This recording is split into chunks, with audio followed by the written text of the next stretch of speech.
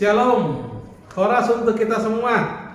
Semoga kita semua dalam keadaan sukacita dan damai sejahtera. Hari ini biarlah firman Tuhan yang menuntun hidup kita.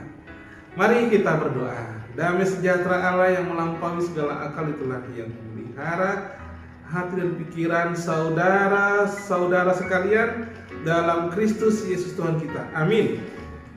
Firman Tuhan pada hari ini Jumat 27 Maret 2026 diambil dari Hagai pasal yang pertama ayat yang kelima dan keenam. Demikianlah firman Tuhan.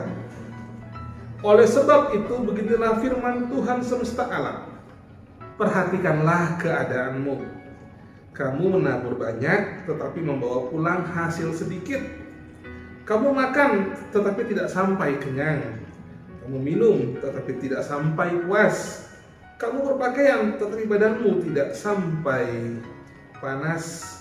Dan orang yang bekerja untuk upah, ia bekerja untuk upah yang ditaruh dalam pundi-pundi yang berlubang. Demikianlah firman Tuhan.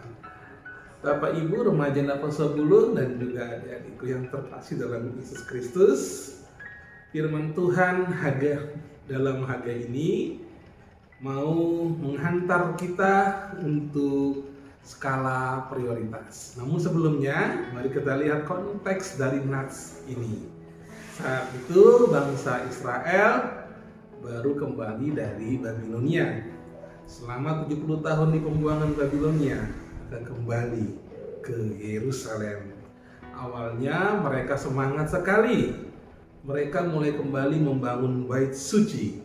Dalam kitab Ezra dikatakan ketika mereka mulai meletakkan dasar untuk pembangunan kembali bait suci, ternyata ada perlawanan dari musuh-musuh mereka, yaitu orang-orang Samaria.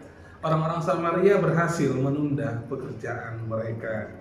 Namun ada satu hal yang menarik adalah ketika mereka mulai berdalih dan mengalihkan fokus mereka sepenuhnya pada pembangunan rumah-rumah pribadi untuk kesejahteraan mereka sendiri. Kalau kita baca di ayat yang pertama, Hagai 1 ayat yang pertama, pada tahun yang kedua zaman Raja Darius dalam bulan yang ke-6, pada hari pertama bulan itu datanglah firman Tuhan dengan perantaraan Nabi Hagai kepada Zerubabel bin Shealtiel, Bupati Yehuda, dan kepada Yosua bin Yozadak, Imam besar. Bunyinya, beginilah firman Tuhan semesta alam. Bangsa ini berkata, sekarang belum waktunya untuk membangun kembali rumah Tuhan. Kalau kita lihat di sini tahun kedua pemerintahan Raja Darius itu tahun 520 sebelum Masehi. Maka kalau dikatakan tahun yang kedua zaman Raja Darius ini berarti ada waktu 16 tahun setelah mereka meletakkan dasar bait suci. Dengan waktu yang lama itu kita melihat bagaimana mereka berkata bahwa belum saatnya membangun rumah Tuhan. Padahal penundaan ini sesungguhnya adalah pengingkaran terhadap tanggung jawab mereka. Nah, ini artinya apa? Mereka menentukan waktu mereka sendiri untuk Tuhan dan bukan mengikuti waktunya Tuhan. Nah, kita lanjut ayat yang ketiga dan keempat. Maka datanglah firman Tuhan dengan perantaraan Nabi Hagai, bunyinya, apakah sudah tiba waktunya bagi kamu untuk mendiami rumah-rumahmu yang dipapangi dengan baik, sedang rumah ini tetap menjadi reruntuhan? Ada yang menarik di sini katakan rumah-rumahmu yang dipapangi, itu artinya rumah-rumah yang sudah bagus, yang pada saat itu sudah termasuk kategori yang mewah. Dan di situ mereka sesungguhnya menginvestasikan waktu, tenaga, dan sumber daya yang mereka miliki untuk memperindah tempat tinggal mereka. Dan itu kontras dengan bait Allah yang belum selesai, yang masih reruntuhan. Dan akhirnya pilihan mereka mempunyai dampak, dan inilah kita lihat di ayat yang kelima dan yang keenam. Oleh sebab itu beginilah firman Tuhan semesta alam. Perhatikanlah keadaanmu. Tuhan mengatakan perhatikanlah keadaanmu. Kalau dikatakan Tuhan memperhatikan keadaanmu, berarti umat diminta untuk introspeksi diri, melihat ke dalam. Melihat ke dalam ketika mereka sibuk berinvestasi, mereka sibuk bekerja, mereka diminta coba lihat dulu apa sebenarnya yang terjadi. Apa itu? Ayat yang ke-6. Kamu menabur banyak tetapi membawa pulang hasil sedikit. Ini adalah hasil ekonomi yang jauh di bawah harapan. Pada saat itu adalah kebanyakan bertani. Mungkin pada saat itu panen mereka buruk, banyak hama, sehingga mereka menabur banyak tapi hasilnya sedikit. Lalu yang kedua, kamu makan tapi tidak kenyang. Katakan di sini tidak sampai kenyang. Kalau dikatakan makanan ini sesungguhnya adalah kebutuhan primer, kebutuhan bagaimana artinya ini melambangkan sukacita dan damai sejahtera tidak ada. Artinya kekosongan jiwa mereka. Lalu kemudian yang ketiga, kamu minum tapi tidak sampai puas. Air itu sumber kehidupan. Artinya apa? Kalau sumber kehidupan itu sama dengan berkat, sehingga mereka kurang berkat. Kamu berpakaian tetapi badanmu tidak sampai panas. Kalau katakan di sini pakaian ini lambang kewibawaan, lambang kehormatan. Artinya apapun usaha mereka ternyata tidak dihargai. Orang tidak menghargai bagaimana apa saja yang telah mereka lakukan. Dan disinilah kemudian yang terakhir, siapa yang bekerja untuk upah, yang menerima upah yang ditaruh dalam pundi-pundi yang berlobang. Artinya apa?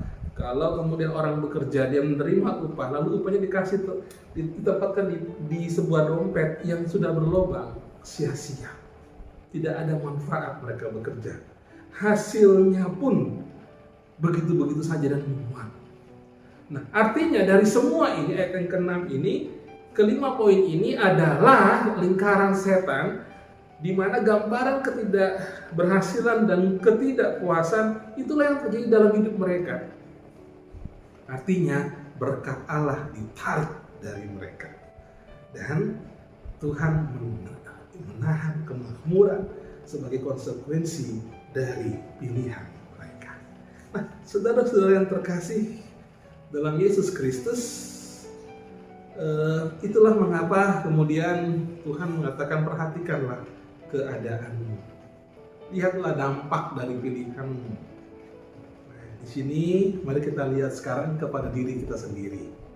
Kita mungkin fokus pada karir kita, fokus pada ekonomi kita fokus pada jabatan kita, namun kita abai pada doa. Kita abai pada Tuhan. Kita abai pada firman Tuhan. Akibatnya apa yang terjadi? Mungkin saat ini kita sedang tidak terberkati. Anak-anak kita jauh dari Tuhan. Anak-anak kita terlantar karena kita sibuk mengurusi segala sesuatu yang mereka perlukan, tetapi kita lupa jauh dari Tuhan.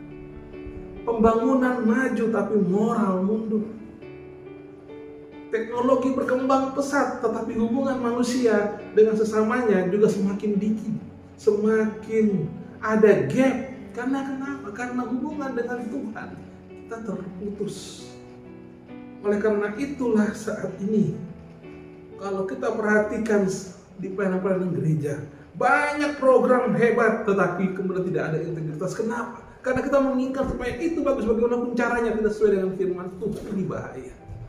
Kita kembali saat ini pada firman Tuhan. Kita kembali saat ini pada Tuhan.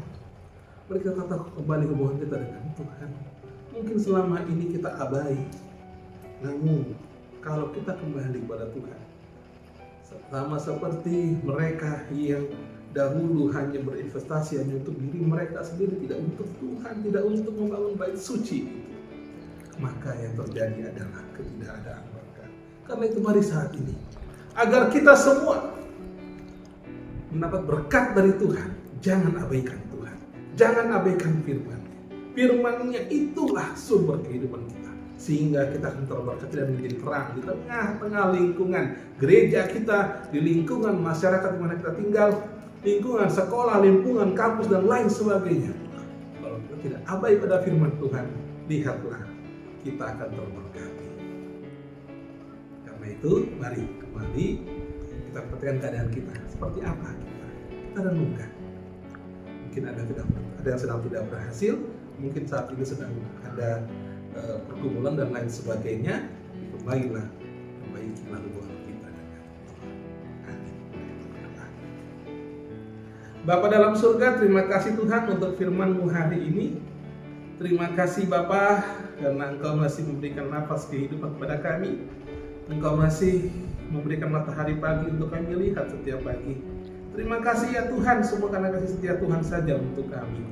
Bapa yang baik, kami bersyukur untuk firman-Mu hari ini, agar kami tidak abai dengan firman-Mu, kami tidak abai dengan-Mu ya Tuhan.